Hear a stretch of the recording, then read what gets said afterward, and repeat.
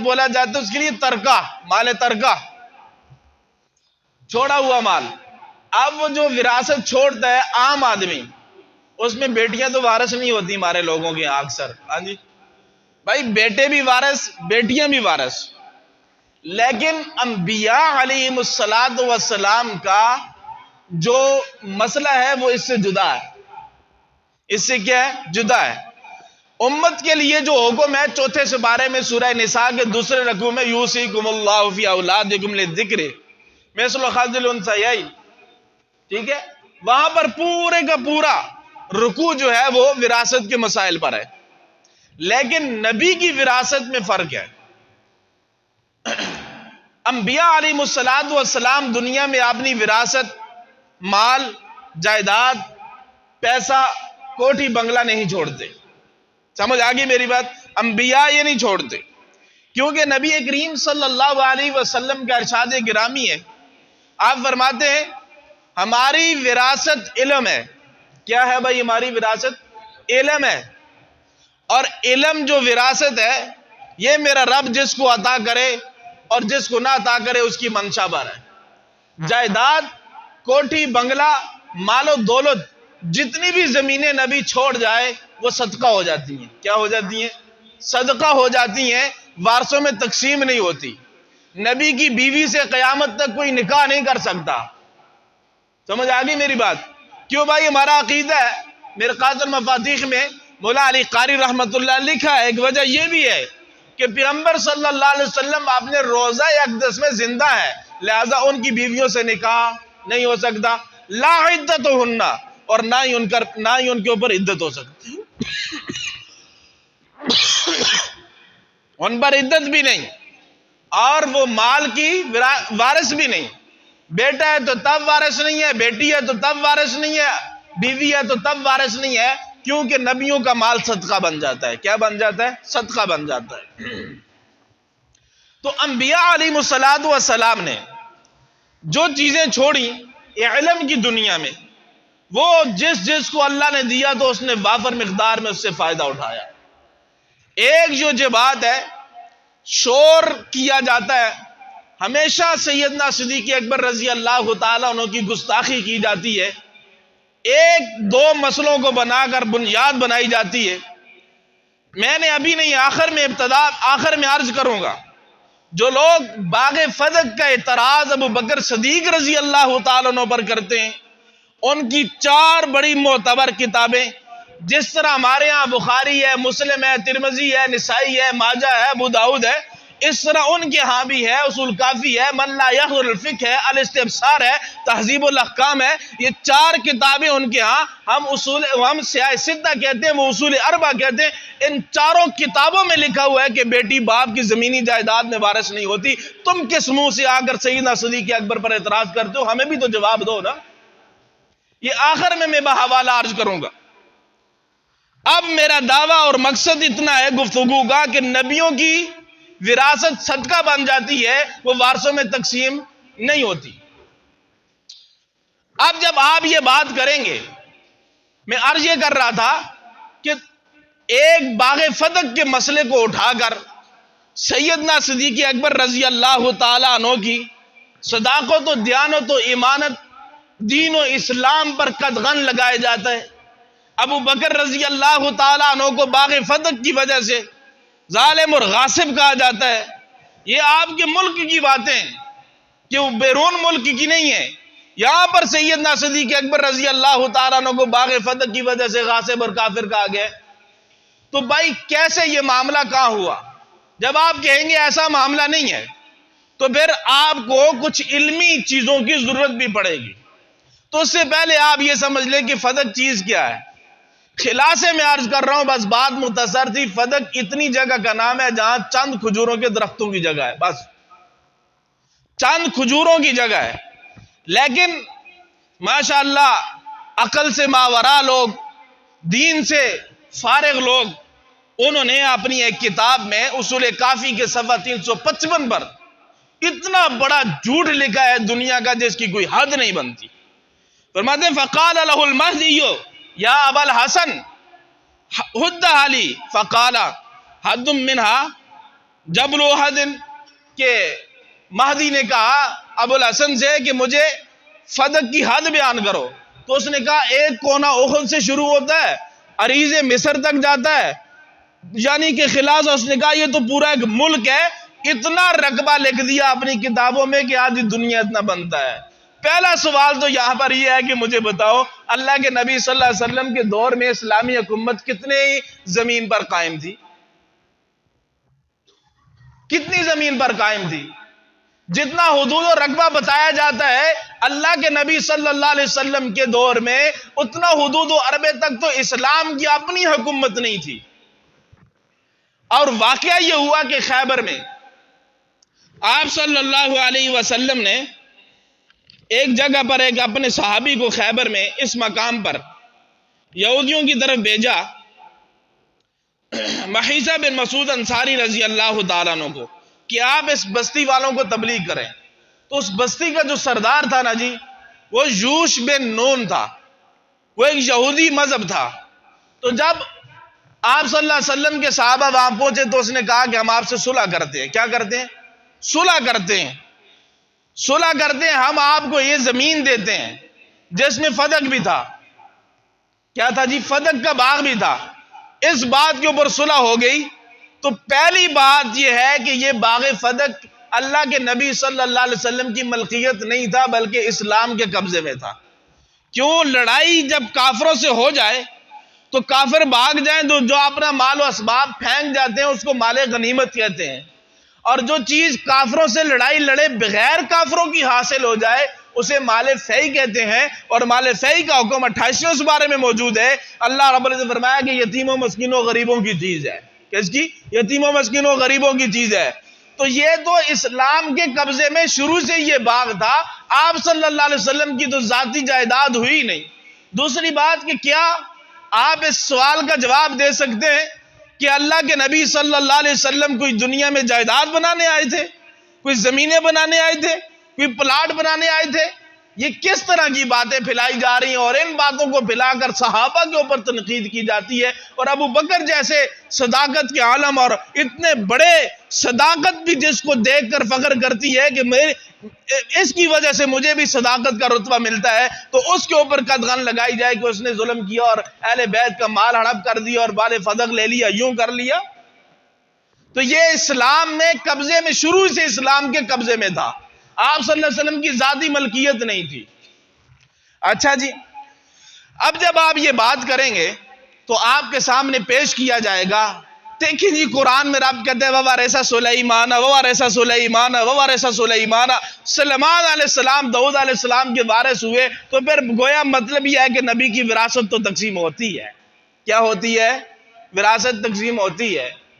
الو کے پٹھو، تمہیں کو پوچھے اہل سنت کی 2 کتابیں نام بتا رہا ہوں، تفسیر بیضاوی کی 2 جلد میں اور تفسیر مدارک کی 3 جلد میں، اور ان کی کتابوں کے اندر بھی جو انہوں نے عمدۃ البیان تفسیر لکھی ہے اس میں بھی موجود ہے کہ حضرت داؤد علیہ السلام کے 19 بیٹے تھے۔ کتنے؟ بولے بھائی، یاد کریں اس کو، کتنے؟ 19 بیٹے تھے۔ اگر یہاں پر زمینی وراثت مراد ہو اس آیت میں یا جائیداد کی وراثت مراد ہو تو پھر حضرت سلیمان اکیلے وارث تھے، باقی 18 کو چھٹی۔ پھر یہ عنوان بدلنا چاہیے تھا، وَوَرِثَ سُلَیْمَانَ وَإِخْوَتُهُ، کہ آپ سلیمان علیہ السلام اور آپ کے بھائی بھی حضرت داؤد کی زمین میں وارث ہیں، جائیداد میں وارث ہیں۔ جب ذکر کیا وَوَرِثَ سُلَیْمَانَ، سلیمان وارث ہیں، تو اس سے سمجھ آیا کہ یہ نبوت کی میراث ہے، جائیداد کی میراث نہیں ہے۔ دوسری بات یہ ہے کہ ان کی اپنی کتاب میں فارسی کے اندر یہ کتاب لکھی گئی ہے، آیات القلوب اس کا نام ہے، جلد 1 ہے اور صفحہ اس کا 406 ہے۔ یہ خود لکھتا ہے وسند معتبر از حضرت صادق منقول است کہ بنی اسرائیل حضرت سلیمان التماس کردن کہ سپر خود رابر ما خلیفہ گرداں، سلمان فرمود او صلاحیت ندارت۔ اب میری بات ایک سمجھیں، یہ عبارت میں نے آپ کے سامنے پڑھی، اس کا مطلب بعد میں بتاتا ہوں۔ بھائی اگر کوئی باپ مرتا ہے، اس کے بیٹے ایک عقل مند ہے ایک بے وقوف ہے، تو کیا وہ بے وقوف مال کا وارث نہیں ہے؟ بولے نا بھائی، اونچی آواز سے بولے، وارث ہے۔ اس میں صلاحیت نہیں ہے کہ مال اسباب کو سنبھال سکے، مگر وارث ہے یا نہیں؟ یہ خود اپنی کتابوں میں لکھتے ہیں جو غاصب غاصب کے نعرے لگاتے ہیں کہ حضرت سلیمان کو بنی اسرائیل والوں نے کہا اپنے بیٹے کو اپنا خلیفہ بنا دیں، تو انہوں نے کہا کہ یہ نااہل ہے۔ یہ کیا ہے؟ نااہل ہے۔ سمجھ لگی کہ نااہل اولاد وہاں پر ترکے اور مال سے محروم ہوتی ہے جہاں پر علم ہو، ورنہ زمین پلاٹ کیسا تو آپ اگر بے وقوف ہے تو آپ کو دینا پڑے گا، آخر آپ کا بھائی ہے۔ کسی دنیا میں قانون نہیں ہے کہ اگر ایک بھائی سمجھدار ہے، دوسرا الو ہے، بے وقوف ہے، سمجھ نہیں ہے، تو اب اس کو باپ کے مال میں سے مال نہیں ملے گا۔ کوئی دنیا میں قانون ہے؟ اس کو ملنا ہے۔ تو سمجھ یہ لگی کہ اہلیت علم کے لیے ہوتی ہے۔ کس کے لیے ہوتی ہے؟ علم کے لیے ہوتی ہے، کہ انہوں نے کہا کہ میرے یہ علم اور خلافت کا وارث میرا بیٹا نہیں بن سکتا کیونکہ اس کے اندر صلاحیت نہیں ہے۔ یہ ہے بات۔ تو اب جب میں نے عرض کیا کہ وارث سلیمانہ، تو اس سے مراد کیا ہے؟ مالی وراثت نہیں بھائی، کیا ہے؟ علم مراد ہے۔ کیا ہے؟ علم مراد۔ اس دفعہ پھر آپ کے سامنے پڑھا جائے گا کہ زکریا علیہ السلام نے وارث مانگا۔ اب مجھے بتاؤ کتنی بے وقوفی ہے۔ زکریا علیہ السلام نے اللہ سے بیٹا مانگا کس لیے؟ کہ میری جائیداد کو سنبھالے۔ بولو بھائی، میری جائیداد کو سنبھالے، میری زمینوں کو سنبھالے۔ پھر زکریا علیہ السلام کے پاس مال و اسباب کیا تھا؟ تاریخ اٹھا کر دیکھو، وہ اے اللہ کے نبی تھے مگر کام جو ہے نا یہ آرے کا کرتے تھے۔ آرے والے کتنے پیسے کما لیتے ہیں بھائی؟ کتنی زمینیں اور پلاٹ ہو سکتی ہیں ان کی؟ تو اس آیت سے بھی سمجھ آتا ہے وہاں بھی حضرت زکریا علیہ السلام نے جو بیٹا وارث مانگا، وہ وارث نبوت کا مانگا ہے، علم کا مانگا ہے، عمل کا مانگا ہے، جائیداد کا نہیں مانگا۔ سمجھ میری بات آ رہی کہ نہیں بھائی؟ بولے نا، مجھے بھی پتہ چلے، سمجھ لگ رہی کہ نہیں؟ تو یہاں پر مالی وراثت مراد نہیں بلکہ کیا ہے؟ علمی وراثت مراد ہے۔ تو میرے بھائی پھر آپ جائیں گے حقیقت میں عرض کر رہا ہوں، یہ گفتگو اور یہ دلائل تمہیں لاکھوں روپے بھی کوئی نہیں دے گا جو تمہیں مفت دے رہا ہوں، ذرا توجہ سے بیٹھے۔ پھر آپ کے سامنے کہا جائے گا جی آپ کی بخاری شریف ہے، آپ بخاری کو مانتے ہیں؟ جی ہاں الحمدللہ، بخاری ہماری بہت بڑی کتاب ہے حدیث کی۔ اس کے ٹائٹل پہ لکھا ہوا ہے قرآن کے بعد سب سے زیادہ معتبر کتاب کون سی ہے مسلمانوں کے پاس؟ بخاری۔ اب آپ پریشان نہیں ہونا، میں انشاءاللہ ایسے اس کو لاؤں گا اور ایسے صاف کر جاؤں گا۔ بخاری میں، اور آپ کی اطلاع کے لیے عرض کروں، اہل سنت کی 16 کتابوں میں یہ روایت موجود ہے۔ کتنی کتابوں میں؟ 16 کتابوں میں یہ روایت موجود ہے۔ یہ جو روایت ابھی میں جو پڑھنے لگا ہوں اس کی راوی حضرت عائشہ رضی اللہ تعالیٰ، وہ فرماتی ہیں ان فاطمہ والعباس آتیا ابا بکر، کہ حضرت فاطمہ اور حضرت فاطمہ اور عباس رضی اللہ تعالیٰ عنہ ابو بکر رضی اللہ تعالیٰ عنہ کے پاس آئے اور آ کر اپنا باغ فدق سے اور خیبر سے سام جو ہے نا حصہ مانگا، خمس مانگا، کہ وہ ہمارا باغ فدق تھا، ہمارے اللہ کے نبی صلی اللہ علیہ وسلم والد تھے تو ان کا تھا، ہمیں دے دیجئے۔ تو ابو بکر رضی اللہ تعالیٰ نے فرمایا کہ فاطمہ، میں نے نبی کریم صلی اللہ علیہ وسلم کو سنا ہے، آپ فرماتے ہیں کہ ہماری زمین جائیداد وارث نہیں ہوتی، ہم جو ترکہ چھوڑتے ہیں وہ صدقہ بن جاتا ہے، تو لہٰذا جو ہے یہ باغ فدق آپ کو نہیں مل سکتا، یہ باغ فدق نہیں مل سکتا۔ اب اس کے بعد الفاظ ہے قالا، یہاں سے نئی بات شروع ہو رہی، قالا۔ اس کے بعد ہے کہ حضرت فاطمہ رضی اللہ تعالیٰ عنہ ناراض ہو گئی، اور حتی ماتت، یہاں تک کہ فوت ہو گئی، اور حضرت ابو بکر صدیق سے بات نہیں کی۔ میری بات سمجھ آگئی بھائی؟ یہ کیا ہے؟ روایت ہے، یہ ہے۔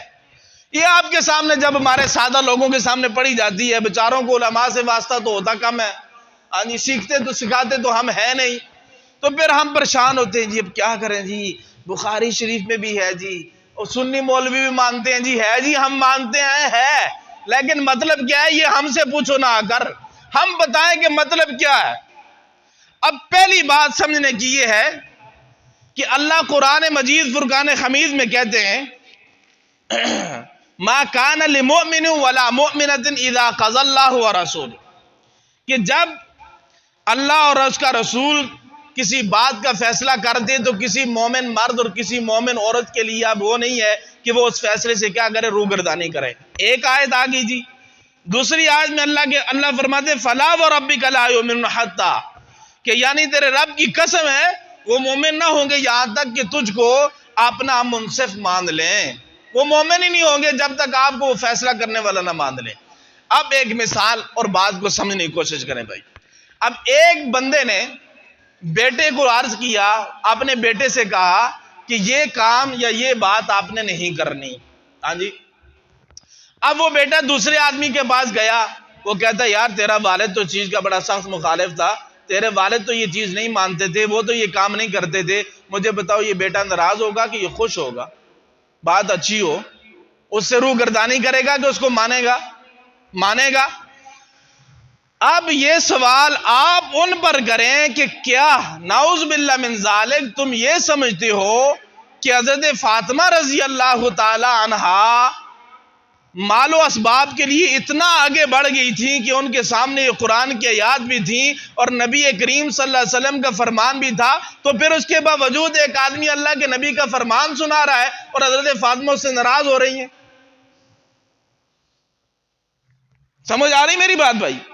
تو یہ بات کہ ابو بکر نے حدیث سنائی اور حضرت فاطمہ ناراض ہو گئی، یہ عقل اور نقل دونوں کے خلاف ہے، عقل اور نقل دونوں کے خلاف ہے۔ اب یہ بات ہے جی کہ یہ پھر کیا معاملہ ہے؟ جب آپ خود بھی مان رہے ہیں کہ اہل سنت کے 16 متون میں یہ حدیث موجود ہے، 16 کتابوں میں ہے، تو اس کا جواب بڑا سہل ہے۔ جہاں جس جگہ پر حضرت فاطمہ کی ناراضگی کا ذکر ہے، یہ صرف ایک راوی ہے، امام زہری، جس نے اس روایت کے اندر یہ بات لکھی ہے، اور یہ روایت کا حصہ نہیں ہے، حدیث کا حصہ نہیں ہے، بلکہ امام زہری کا اپنا قول ہے۔